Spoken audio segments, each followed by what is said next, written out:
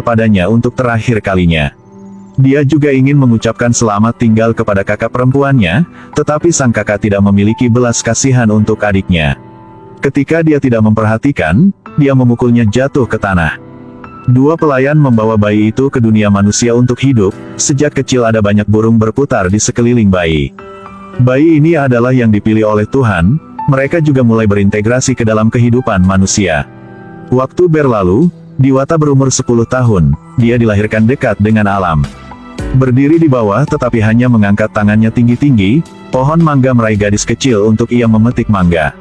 Adegan itu membuat teman-teman di sebelah terkesiap. Teman sekelas Diwata bilang ia monster. Alhasil, pohon mangga itu merasa kesal dan langsung memberi pelajaran pada Amiham, membuat wajahnya terlihat seperti kucing yang menggaruk wajahnya. Itu sebabnya Amiham membenci Diwata. Memanfaatkan kesempatan Diwata memasuki gudang, dia menariknya ke dalam.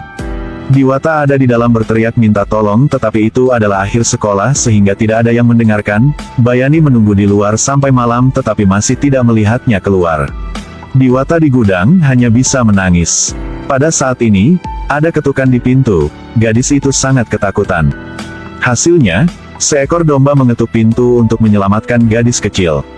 Saat ini hari sudah gelap, Diwata harus segera pulang ke rumah. Di tengah jalan ia bertemu dengan iblis pemakan manusia yang memojokkannya. Tepat ketika iblis pemakan manusia hendak memakan Diwata, dia berteriak keras, lalu tiba-tiba kekuatan yang luar biasa meletus.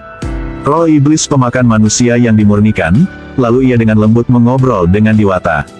Faktanya, iblis pemakan manusia ini adalah Raja Iblis yang diminta ke dunia manusia. Karena dia gagal dalam misinya, dia berubah menjadi debu. Sekaligus, sang putri sulung juga memiliki anak perempuan. Karena dia ingin dia dapat memimpin surga, dia mengajari anak itu berlatih sihir setiap hari, dan dengan kejam memaksa Dayang menjadi karung pasir untuk anaknya berlatih. Pada saat ini, kedua pelayan itu juga memiliki anak. Diwata harus menjadi bidan, dia menggendong bayinya untuk pertama kalinya, jadi dia sangat senang.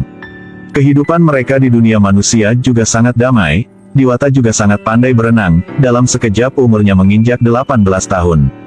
Diwata sangat cantik, ia membuat semua orang jatuh cinta, kupu-kupu mengelilinginya sepanjang hari. Bayani sangat menyukai Diwata. Tapi Diwata adalah seorang gadis yang menyukai laki-laki. Melihat pria tinggi tampan Agapito, dia langsung berlari untuk mengobrol dengannya. Bahkan ia mengundang Agapito ke pesta ulang tahunnya. Agapito juga siap memberikan hadiah ulang tahunnya. Pada hari ulang tahun, Diwata yang cantik muncul. Bayani menatapnya tidak berkedip. Tapi keduanya begitu akrab, Diwata tidak sukanya. Agapito tidak hadir, hati Diwata sedikit tidak senang. Ketika pasangan pelayan membujuknya, Diwata harus berdansa dengan Bayani. Pada saat ini, seekor harimau ganas tiba-tiba muncul di pesta, menyebabkan semua orang panik dan melarikan diri. Harimau berlari ke Diwata, mereka memandang-pandang.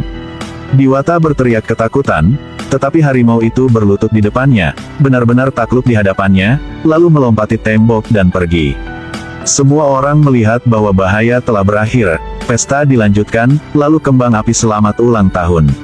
Pada saat ini, ada tangan berbulu tiba-tiba muncul di atas meja, mencuri makanan. Ketika ayah Bayani melihatnya, dia mengambil tongkat untuk memukulnya. Ternyata itulah monster kerbau. Monster kerbau membaca mantra untuk membuat pasangan pelayan tertidur dan kemudian ke kamar Diwata. Diwata tiba-tiba terbangun, monster kerbau tiba-tiba memujanya. Diwata tidak tahu identitas aslinya, melihat penampilannya yang aneh mengira dia monster, jadi dia berteriak. Youkai kerbau sangat sedih, dia juga seorang pria tampan di masa lalu.